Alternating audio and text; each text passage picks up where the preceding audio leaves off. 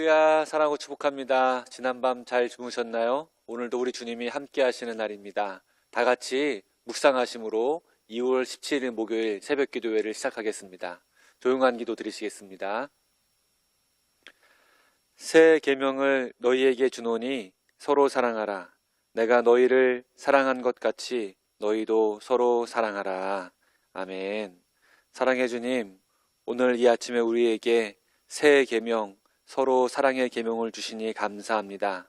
여러 가지로 사회가 어지럽고 또 전쟁의 소문 저희들에게 들려오고 있지만 우리가 서로 사랑함으로 모든 어려움 이기게 하시고 하나님께서 원하시는 복되고 아름다운 삶 살아갈 수 있도록 인도하여 주옵소서.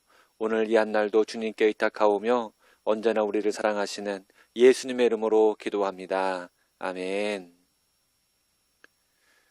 어린 시절 놀던 놀이가 생각이 납니다. 이런 놀이죠. 이렇게 손에다가 흙을 잔뜩 얹어 놓고 그리고 노래를 부르는 거예요. 손을 이렇게 흙을 다져가면서 두꺼봐 두꺼봐 헌집 줄게 새집 다오 하면서 노래를 막 부르면서 손을 다집니다. 그러면 이게 손 위에 덮은 흙들이 딱딱해지면서 다져지잖아요. 그러고 난 다음에 살짝 손을 빼는 거죠. 그러면 뭐가 만들어져요? 바로 두꺼비 집이 만들어지는 거죠. 이게 잘 빼야 돼요. 무너지지 않게. 그러면 두꺼비가 한 마리 살만한 공간이 나오면서 흙으로 집이 만들어지는데 거기다가 인형도 집어넣고 놀고 또 친구들이랑 같이 누구 집이 튼튼한가 이렇게 긁어내면서 놀기도 했던 그런 놀이가 생각이 납니다. 금방 무너질 것 같은 이 흙으로 만든 두꺼비 집도 새 집이 좋아요. 오래된 집보다 새 집이 좋죠. 남들이 쓰던 중고차보다 새 차가 훨씬 좋죠. 헌옷보다 새 옷이 좋고요. 낡은 운동화보다 새 운동화가 좋습니다. 오늘 우리 주님이 우리에게 말씀하시죠. 새 계명을 너희에게 주노라. 우리는 상식적으로 이 새 계명이 옛 계명보다 좋은 계명이라는 사실을 알 수 있게 됩니다. 주님 말씀하십니다. 새 계명을 너희에게 주노니 서로 사랑하라. 내가 너희를 사랑한 것 같이 서로 사랑하라. 주님이 우리에게 주신 새 계명이 있어요. 이 새 계명이라고 하는 말 속에서 이 새라고 하는 말은 헬라어로 카이네라고 하는 말인데요. 결코 이전에 없었던 새로운 것을 가리키고 있습니다. 따라서 예수님이 가르쳐 주신 새 계명은 옛 것과 옛 계명과 대조되는 아주 새로운 것임을 알 수가 있습니다. 그런데 우리는 새로움을 잘 느끼지 못하죠. 오늘 왜 이 계명이 새로운 것인지 말씀을 통해서 은혜를 받고자 합니다. 누가복음 10장에 보게 되면 율법 교사가 예수님을 찾아와서 예수님에게 영생하는 방법에 대해서 여쭙니다. 예수님이 그 율법 교사의 질문을 들으시고 율법 교사에게 다시 물어봅니다. 선생님, 내가 무엇을 하여야 영생을 얻으리이까? 예수님이 다시 묻는 거죠. 율법에 무엇이라고 기록되어 있으며 내가 어떻게 읽느냐? 율법 교사가 대답합니다. 내 마음을 다하며 목숨을 다하며 힘을 다하며 뜻을 다하여 주 너의 하나님을 사랑하고 또한 내 이웃을 내 자신과 같이 사랑하라 하였나이다. 예수님께서 이 말씀을 들으신 다음에 그대로 살라고 율법교사에게 말해줍니다. 율법교사가 정리해서 예수님께 말씀드리는 것이 바로 옛 계명이죠. 새 계명하고 한번 비교해 볼까요? 주님 말씀하십니다. 새 계명을 너희에게 주노니 서로 사랑하라. 내가 너희를 사랑한 것 같이 너희도 서로 사랑하라. 그동안 내려오던 계명은 이거죠. 내 마음을 다하며 목숨을 다하며 힘을 다하며 뜻을 다하여 주 너의 하나님을 사랑하고 또한 내 이웃을 내 자신과 같이 사랑하라. 여러분 비교가 좀 되시나요? 제가 2번 읽어드렸는데 사랑하라 라고 하는 내용에서는 같지만 그 앞에 붙어 있는 내용들, 이 동기가 다릅니다. 옛 계명은 사랑의 시작이 나로부터 이게 내가 무언가 해야 되는 나에게서 그 동기를 찾게 돼요. 하지만 뭐 이런 거죠. 마음을 다해, 목숨을 다해, 힘을 다해, 뜻을 다해 주 너의 하나님을 사랑하라. 나에게 있어요. 나에게. 새 계명의 시작은요 좀 다른데, 이 사랑의 시작이 내가 너희를 사랑한 것 같이, 이 사랑의 동기가 주님에게 있는 것을 발견할 수가 있습니다. 이렇듯 새 계명은요 새로운 동기와 범위를 가지고 있습니다. 옛 계명하고 다르게 내가 너희를 사랑한 것 같이, 주님이 몸소 보여주신 동기, 행동의 그 동기와 범위가 담겨져 있는 것을 발견할 수가 있습니다. 여러분, 내가 사랑하려고 하면 한계를 많이 느끼지 않습니까? 왜냐하면 내 마음이 늘 한결같지 않아요. 기분이 좋을 때가 있고 기분이 나쁠 때가 있고 늘 동일하게 사랑해주지 못하는 내 마음 상태가 있는 것이죠. 사랑하고 싶은 마음은 있는데 그날따라 내가 좀 기분 나쁜 일을 당했어. 그러면 사랑을 잘 못하는 거죠. 뜻과 힘도 마찬가지로 한계가 있어요. 여러분, 목숨은 어떻습니까? 목숨을 다해 사랑하라고 했는데, 오늘 말씀에 보게 되면 예수님께서 십자가의 때가 임박하게 돼서 제자들에게 떠나갈 것을 말씀하십니다. 그때 베드로가 자신들을 두고 떠나신다는 말씀에 크게 염려하면서 목숨을 바쳐서 나는 주님을 따르겠습니다 라고 고백을 하게 되죠. 그 결심 대단하고 멋있어요. 하지만 베드로의 그 목숨을 다해서 주님을 따라가겠다고 하는, 목숨을 잃을지라도 주님을 따라가겠다고 하는 그 결심, 베드로의 그 결단, 그 마음, 그 힘은요 결국 실패하게 됩니다. 주님 말씀하시죠. 내가 나를 위하여 내 목숨을 버리겠느냐? 내가 진실로 진실로 내게 이르노니 닭 울기 전에 내가 3번 나를 부인하리라. 베드로의 마음 알 수 있어요. 그리고 베드로가 목숨 버리겠다고 하는 것도 좋아요. 힘, 뜻 좋습니다. 하지만 상황에 따라서 변하고 변질되는 것을 우리는 알게 되죠.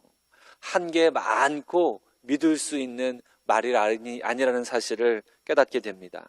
이것이 바로 옛 계명이 가지고 있는 한계입니다. 동기가 자신에게 있어요.